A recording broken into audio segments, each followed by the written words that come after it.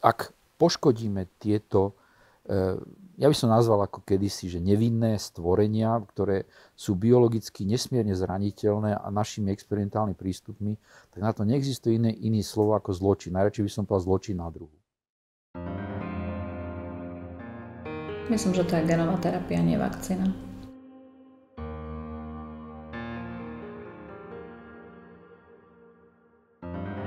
Každý rodič nesie zodpovednosť za zdravie svojho dieťaťa. A to nie len nejakú morálnu, etickú, ale aj právnu.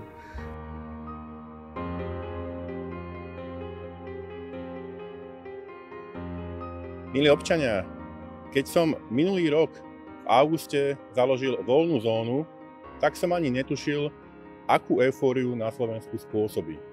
A čo som vôbec nevedel je to, že ma mnohí začnete oslovovať s žiadosťou, aby sme sa vyjadrovali aj k rôznym občianskym otázkam a hlavne, aby sme podporili rodičov v odpore voči očkovaniu detí od 5 rokov. A to presne dnes robíme. Vydali sme sa za právnikmi, lekármi, odborníkmi na očkovanie, aby sme vám pomohli poskytnúť ucelené informácie na to správne rozhodnutie, či je dobre očkovať deti alebo nie. Bavili sme sa o tom, že tie deti majú akože chrániť svojich starých rodičov. Teraz už vieme o tom, že očkovaní a neočkovaní môžu takisto prenášať COVID. Takže neviem, o čom sa bavíme v prípade detí. Ja viem tak, že deti 5 plus sa ani nikde inde neočkujú, iba tuším v Spojených štátoch a na Slovensku. Tiež tu bolo povedané, že iba deti s imunodeficitom. Nenašla som k tomu žiadne dáta, či tieto deti boli očkované a ako dopadli. A o ostatných deťoch sme sa nebavili. A tu sa tvárime, že máme otvorené dvere v nákupných centrách a poďte očkovať svoje deti a hrdí rodičia zodpovední ich dávajú očkovať. No, neviem, ja si myslím, že medicínske údaje, ktoré sú od mnohých kardiologov zo sveta, to, čo rozpráva pán doktor Lakota, to, čo hovorí profesor Montaigne, to sú nie nezmysly ani hoaxy. A ja by som týchto ľudí počúvala. Počúvala by som určite ľudí, ktorí nemajú konflikt záujmov.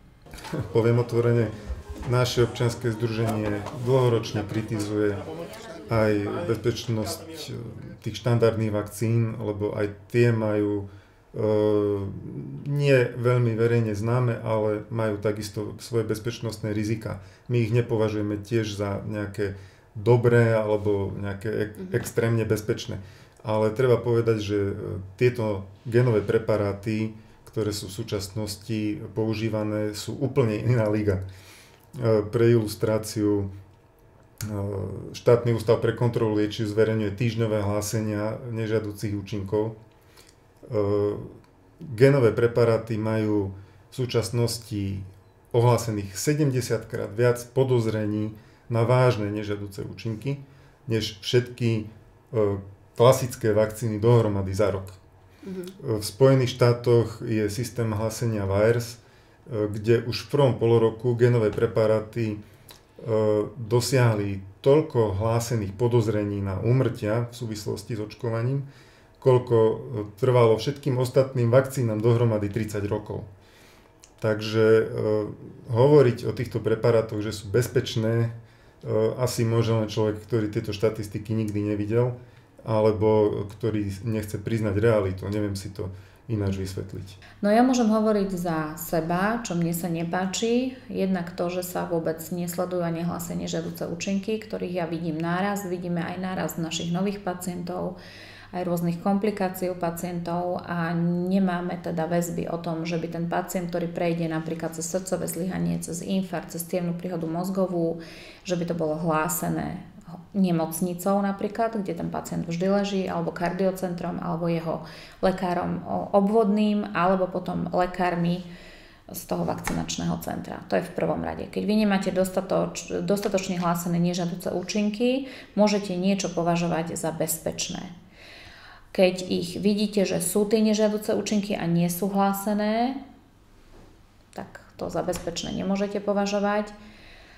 No a čo sa týka účinnosti, tak už ja neviem, no, keď po 2 alebo 3 dávkach niekto dostane COVID, či môžeme vôbec hovoriť o účinnosti a ešte to tlačiť do toho deti alebo tlačiť do toho tehotné ženy, ktoré myslím, že od 70. rokov tu platí, že teda testovanie nových liekov na deťoch a tehotných ženách nie je etické, čiže sa nevykonávalo. Odrazu máme nejaké dáta o netehotných a o nedeťoch, čiže od dospelých netehotných.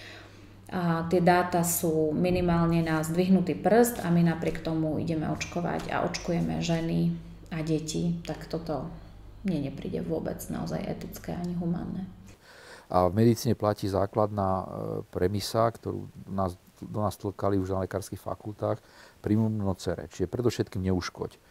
Malé dieťa, keď sa narodí, tak z hľadiska imunity je ako keby nepopísaný list papiera. Už od prvých sekúnd po narodení alebo počas vlastne prechodu porodnými cestami sa stretáva s množstvom preňho úplne nových baktérií, vírusov, všetčoho iného.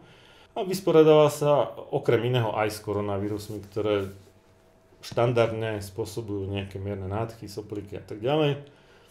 Oni sú príbuzné, takže tým, že človek prekoná koronavírusovú nádchu, tak si vytvorí pomerne slušnú mieru obrany aj voči tomu SARS-CoV-2.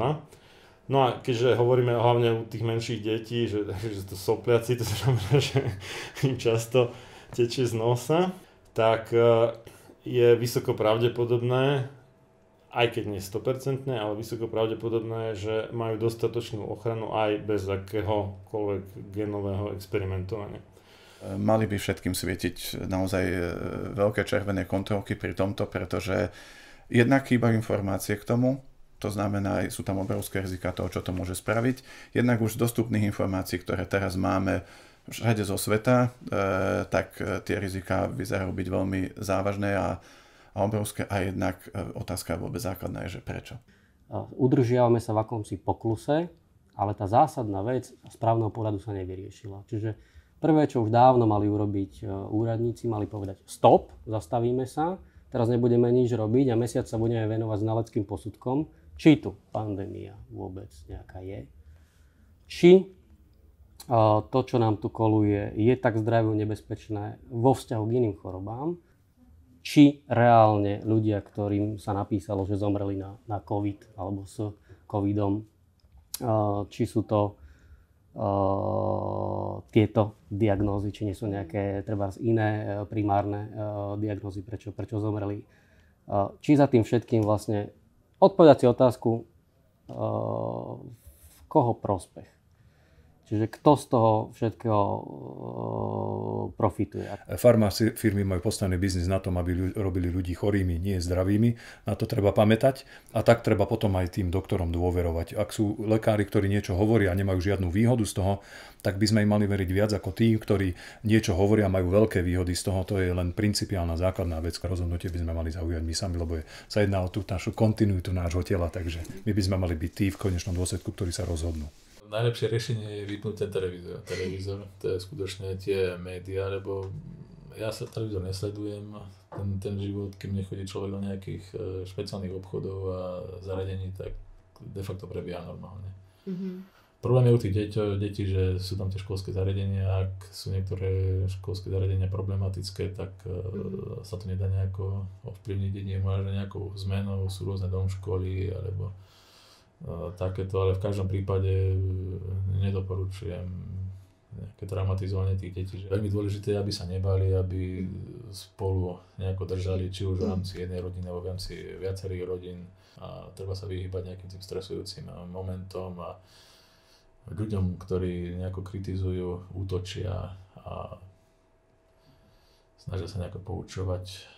Keď niečím nesúhlasím, tak s tým nesúhlasím, je to môj názor, lebo ono to všetko teraz, čo sa deje, to ani tak nemá nič spoločné s vedou, ani s nejakými vedeckými poznatkami, to je len viera, lebo aj v účinnosti vakcíny sa len verí.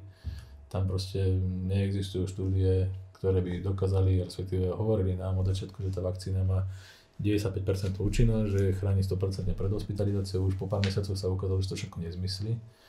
A ukázalo sa to preto až po pár mesiacov, lebo oni v tých úvodných, alebo vôbec doteraz nekontrolujú, že tí ľudia, či majú tie protilátky po očkovaní. V podstate, ja poviem to úplne čestne, že už niekoľko rokov sa zamýšľam, že teda prečo vlastne tá vakcinácia, ktorá sa deje, tzv. Vakcinácia, na čo je dobrá. Pretože v podstate však sme porozumeli za posledné obdobie, že je po A neúčinná, po B má neuveriteľné kvantum nežiaducich účinkov a po C má isté účinky, ktoré budú v tzv. Budúcnosti. A pri zohľadnení týchto fenoménov, tak by sa vlastne toto očkovanie malo okamžite zastaviť. Čiže pokiaľ sú to rodičia, ktorí vedia, že by dieťaťu mohli spôsobiť újmu na zdraví a urobia to, tak sa časom možno presúvame aj do trestnoprávnej zodpovednosti. Čiže toto by si mali uvedomiť. Ak už nie je toto, tak potom neviem čo iné by ich ešte mohlo prinútiť. Milí priatelia, rodičia, videli ste stanoviská odborníkov na očkovanie, právnikov, lekárov. Prosím, zvážte všetky informácie, aby ste urobili správne rozhodnutie v prospech vašich detí. Nenechajme sa ovplyvniť mainstreamom, odborníkmi, denníkom N alebo SME o tom, čo hovoria o očkovaní. Ale počúvajme ľudí, ktorí majú ruku na srdci a ktorí sa k týmto veciam vyjadrujú seriózne a čestne. Naše deti sú darom od Boha. Ich imunita a zdravie je zásadná vec. A my, ako rodičia, sme za naše deti zodpovední. Urobme dobré rozhodnutia a ochraňme zdravie a imunitu našich detí.